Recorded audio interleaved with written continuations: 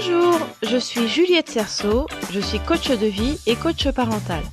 Je suis ravie de vous accueillir sur la boîte à outils des parents. C'est le podcast dédié aux parents qui vous donne des outils concrets applicables facilement et immédiatement pour vivre une parentalité plus épanouie.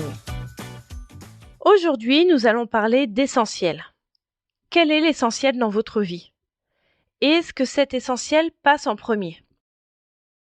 C'est une façon de s'interroger soi-même dans notre vie pour peut-être recentrer notre attention sur ce qui la mérite d'après nous.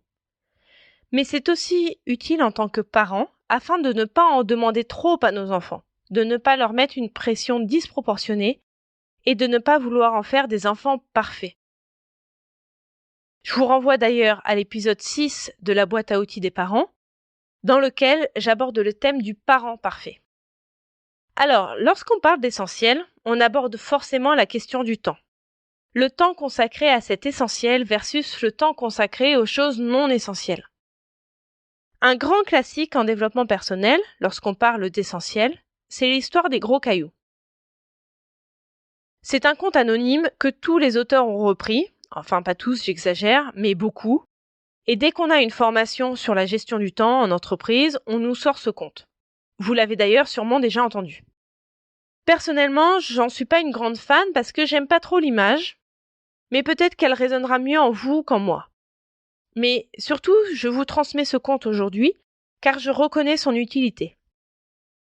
Alors voilà le conte.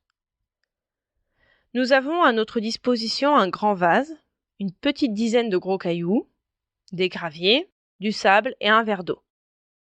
Dans ce grand vase, il va falloir tout mettre. Les gros cailloux, le gravier, le sable et l'eau. Par quoi doit-on commencer pour que le vase puisse tout contenir? Si on commence par l'eau, le sable, puis ensuite les graviers, on ne pourra pas mettre les gros cailloux. Il n'y aura plus de place. Il faut donc commencer par mettre les gros cailloux, puis les graviers, le sable et enfin l'eau. Alors, qu'est-ce que représentent les gros cailloux? Je sens que vous me voyez venir. Les gros cailloux sont notre essentiel. Selon les personnes, ça peut être notre santé, notre famille, à commencer par nos enfants si on en a, nous-mêmes, les loisirs que l'on peut avoir, les rêves que l'on peut avoir, le travail. Bref, c'est ce qui nous motive dans la vie, ce qui nous fait avancer, ce qui nous rend heureux. Ensuite, les graviers représentent les choses qui sont moins importantes pour nous, telles que les personnes qui sont moins proches de nous, le travail si elle n'est pas déjà un gros caillou, les loisirs qui nous tiennent un peu moins à cœur, etc., etc. Le sable représente ce qui est encore moins important à nos yeux et l'eau encore moins. D'autant que l'eau, c'est aussi pour moi quelque chose d'éphémère qui glisse entre nos doigts. Donc, quels sont vos gros cailloux, votre essentiel? Je vous conseille de vous poser au calme et de lister les gros cailloux, le gravier et le sable. L'eau sera à mon avis plus difficile à définir, quoique si vous y arrivez, c'est très bien. Et ensuite, vous vous demandez quel est le temps consacré à chacun. Vous me voyez venir là aussi. Si le temps consacré est plus important pour le sable ou les graviers que pour les gros cailloux, vous pourrez alors recentrer. Car il est préférable pour notre équilibre personnel et notre épanouissement de consacrer le plus de temps aux gros cailloux, à notre essentiel, plutôt qu'aux autres choses qui sont moins importantes pour nous. Je vais maintenant vous parler d'un outil développé par Stephen R. Covey. Il a écrit beaucoup d'ouvrages de développement personnel et il a notamment écrit « Les 7 habitudes de ceux qui réalisent tout ce qu'ils entreprennent ». Alors, je trouve que le livre est un peu long à mon goût, il aurait pu faire des raccourcis, mais au moins c'est la preuve que c'est quelqu'un de passionné qui connaît très très bien son sujet. La 3e habitude qu'il décrit s'intitule « Donner la priorité aux priorités ». Il a d'ailleurs consacré un ouvrage entier que je n'ai pas lu, mais un ouvrage entier à cette habitude, et ce livre s'appelle « Priorité aux priorités ». Donc dans cette 3e habitude, des 7 pour réaliser tout ce que vous entreprenez, il propose un tableau qui représente la façon dont on utilise notre temps. Alors il y a les choses urgentes et non urgentes, et les choses importantes et non importantes. Donc vous imaginez un tableau avec les lignes urgent, non urgent et les colonnes important, non important. Il y a 4 cases dans ce tableau, donc. La première case, en haut à gauche, ce sont les choses urgentes et importantes. Les crises, les problèmes pressants, les projets soumis avec échéance.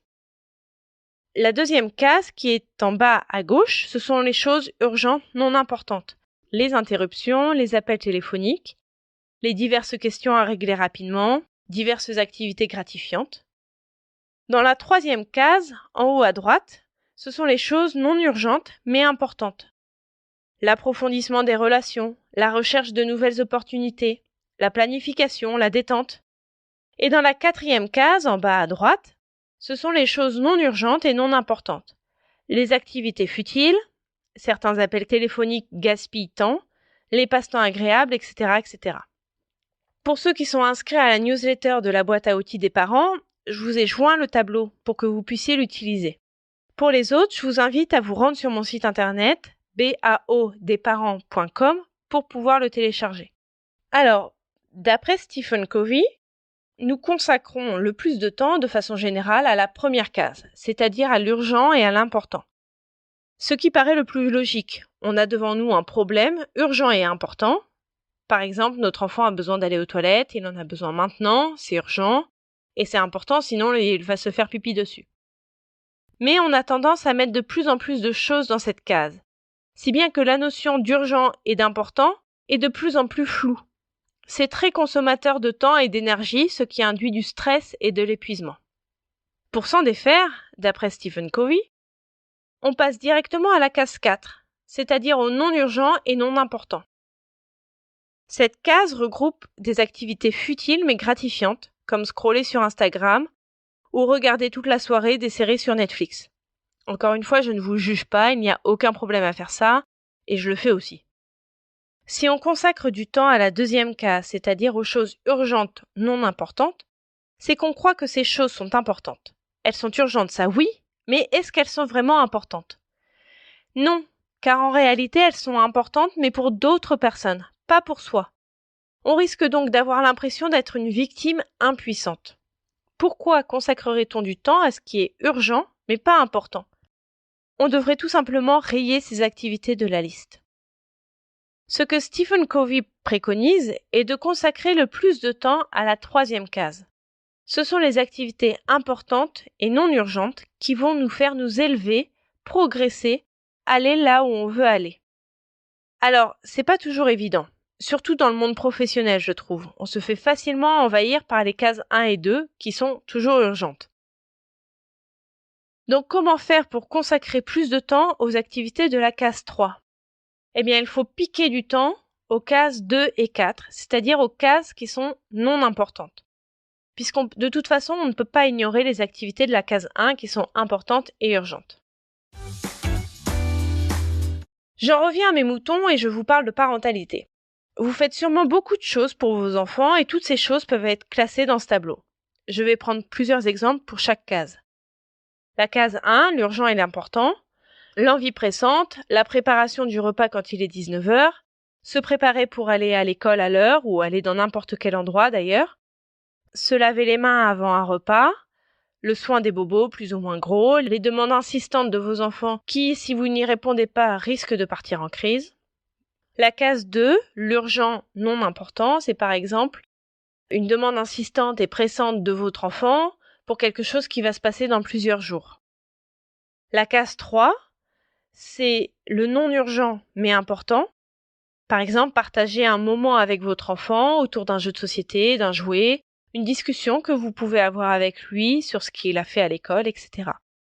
Et la case 4 serait une après-midi ou une soirée devant la télé. Alors je donne des exemples qui pourraient être classés selon les personnes dans des cadres différents de ce que je propose. C'est tout à fait possible. Je ne fais encore une fois aucun jugement là-dessus. Peut-être que vous pensez qu'être à l'heure à l'école est urgent par nature, mais pas important. Vous le classerez dans la case 2 au lieu de la case 1 comme je vous le propose. Vous faites absolument ce que vous voulez, mais il faut que ça vous corresponde.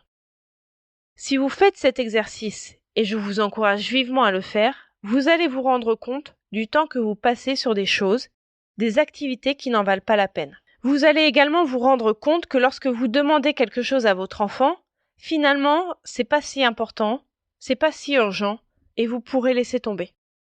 Par exemple, vous allez peut-être vous rendre compte que mettre le linge sale au sale est important, mais c'est pas urgent. Donc si votre enfant n'est pas disposé à mettre son linge sale au sale immédiatement, c'est peut-être pas la peine d'investir trop de temps et d'énergie à la réalisation de cette demande. Bon, bien sûr, si l'enfant n'a plus rien à se mettre et qu'il y a une pile énorme de linge sale au milieu de la chambre, ou alors que vous vous apprêtez à lancer une lessive maintenant, le caractère d'urgence peut revenir. C'est forcément circonstanciel, et c'est forcément personnel également. Ce qui va me paraître urgent et important ne va peut-être pas vous paraître urgent et important. Il n'y a qu'à regarder la liste des exemples que je vous ai donnés. Je suis sûre qu'il y en a au moins un que vous auriez classé ailleurs. Tout ça pour vous dire que si vous avez l'impression d'être débordé, épuisé, d'avoir une charge mentale trop importante, de n'avoir jamais le temps de ne rien faire, je vous conseille de réfléchir un peu à quels sont vos gros cailloux et qu'est-ce qui est pour vous important et non urgent. Ça va vous permettre de redéfinir vos priorités et l'utilisation de votre temps. Et par rapport à vos enfants, vous allez peut-être pouvoir mieux choisir vos combats en vous focalisant sur l'essentiel, c'est-à-dire l'important, qu'il soit urgent ou non. Est-ce que l'important, c'est qu'ils dorment le plus rapidement possible pour qu'ils puissent recharger les batteries et nous fichent la paix de façon à ce qu'on ait une soirée tranquille, même si ça signifie s'endormir dans le lit des parents? Ou est-ce que s'endormir dans le lit des parents est plus important? C'est un exemple personnel et j'ai choisi la première solution.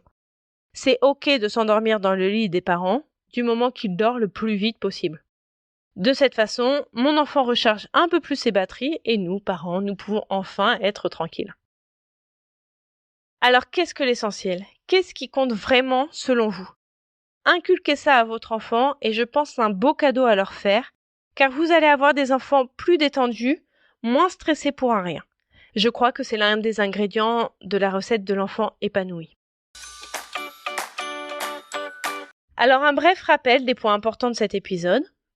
Listez vos gros cailloux, vos graviers, votre sable et votre eau, et le temps que vous consacrez à chacun.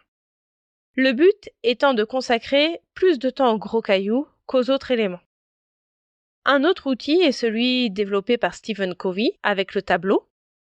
2 lignes important, non important et 2 colonnes urgent, non urgent.